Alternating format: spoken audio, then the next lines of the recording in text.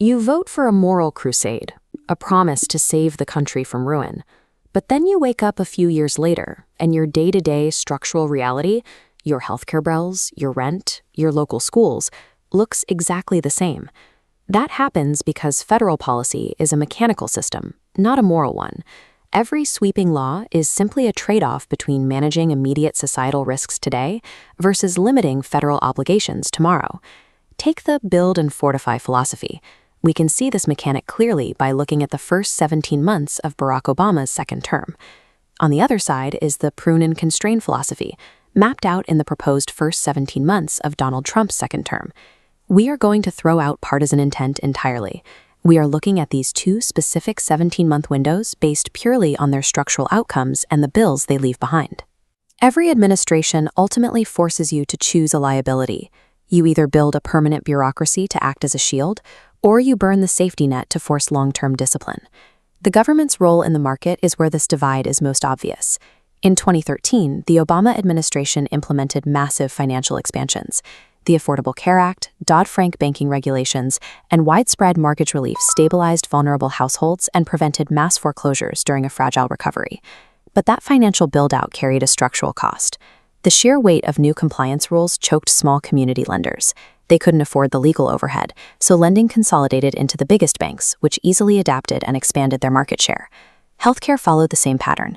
Subsidies and new rules softened the financial pain for individuals getting care, but they layered on top of existing insurer and hospital monopolies. The underlying, wildly expensive cost structure of U.S. healthcare stayed exactly the same. The Trump model takes the exact opposite approach. It operates on the theory that tearing down federal support systems forces necessary discipline. The proposed inputs here freeze broad categories of federal grants and impose massive reciprocal tariffs, pushing levies on foreign goods like steel and aluminum up to 50%. The prune model sits low on bureaucracy, but requires accepting deep GDP drag for theoretical long-term resilience. Managing civil equity and discrimination requires the same mechanical choice. The Obama approach expanded the surface area of federal civil rights. The administration issued executive orders banning discrimination based on sexual orientation and gender identity for federal contractors, setting clear, inclusive ground rules. Administering those rules means every newly protected category creates a permanent compliance zone. Businesses and agencies have to build HR infrastructure to manage it, which requires ongoing funding and fuels continuous cultural pushback. It also created a post-racial illusion. High-visibility symbolic victories and broad universal policies masked the reality that deep structural gaps in Black wealth and housing segregation barely moved.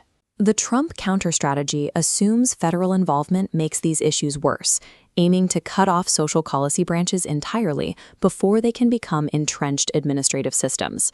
The moves here are structural amputations, terminating federal diversity, equity, and inclusion programs, stripping equity mandates from federal grants, and enforcing narrow biology-at-birth definitions of sex to undo previous regulatory frameworks. Removing those federal guardrails doesn't eliminate social friction, it shifts the burden of managing it. Without federal data or standardized definitions, schools and businesses are left to navigate these conflicts on their own, which can lead to a patchwork of litigation and local unrest that the system isn't currently built to absorb. This decision tree maps the reality of social policy. We either pay the high, permanent cost of maintaining a divisive compliance bureaucracy, or we pay the chaotic downstream cost of unmanaged social inequity. The third battleground is the federal funding pipeline that determines who actually gets access to higher education. The Obama Invest Now model protected Pell Grants and supported massive loan repayment reforms to build a solid financial safety net under students. That investment successfully increased the nation's human capital. It pushed millions of low-income and minority students into college who otherwise couldn't afford to go. But treating federal aid as a guaranteed revenue stream directly incentivized universities to expand their administrative bloat and wildly inflate tuition prices, knowing government loans would cover the difference. The Trump Force Discipline Now model attacks that inflation by proposing a 15% cut to the Department of Education, pulling roughly $12 billion out of student aid, work study, and grant programs. This move ends the federal blank check. It places universities and state governments in a position where they have to confront their own bloated cost structures or face immediate budget shortfalls as the federal buffer is withdrawn. The danger of a 15% cut is that it targets the most vulnerable access points, like Pell Grants and work study. When those paths are restricted, the risk is a widening skills gap, where low-income students are priced out of the market entirely, potentially limiting the nation's human capital for decades. This flowchart illustrates the inescapable bind. Subsidizing education ensures human access, but funds endless institutional inflation.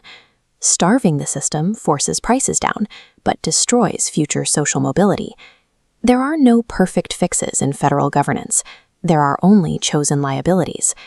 If you are a stability-first pragmatist, you prioritize immediate harm reduction, keeping people housed, healthy, and included in the system today. To get that, you have to accept the cost of the build and fortify model. You get heavier government, stifling compliance rules, and policies that just paper over structural rot with the illusion of equality. If you're a systems optimizer, you prioritize long-term debt sustainability, forcing bloated institutions to fix themselves. To get that, you have to accept the cost of the prune and constrain model. You get severe immediate economic pain, a loss of human capital, and the risk that localized systems struggle without any federal guardrails. Look at this comparison matrix mapping the exact architectural differences between the Obama and Trump philosophies side by side. You have to abandon the idea that one side is a moral absolute. You have to look exclusively at the mechanical price tags of these systems. Do not judge a policy by the morality of its marketing. Judge it by the bureaucracy it builds, or the safety net it burns.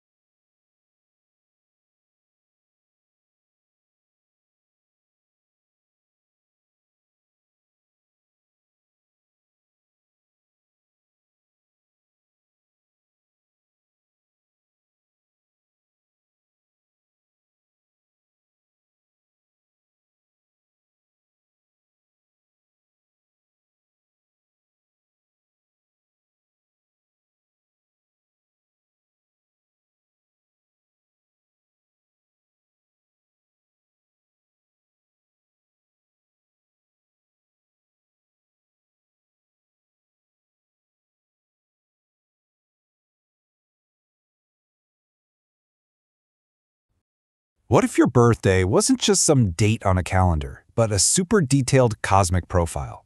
Well, today we're going to decode the unique energy of one very specific day, November 18th. You might know your sun sign, but honestly, that's just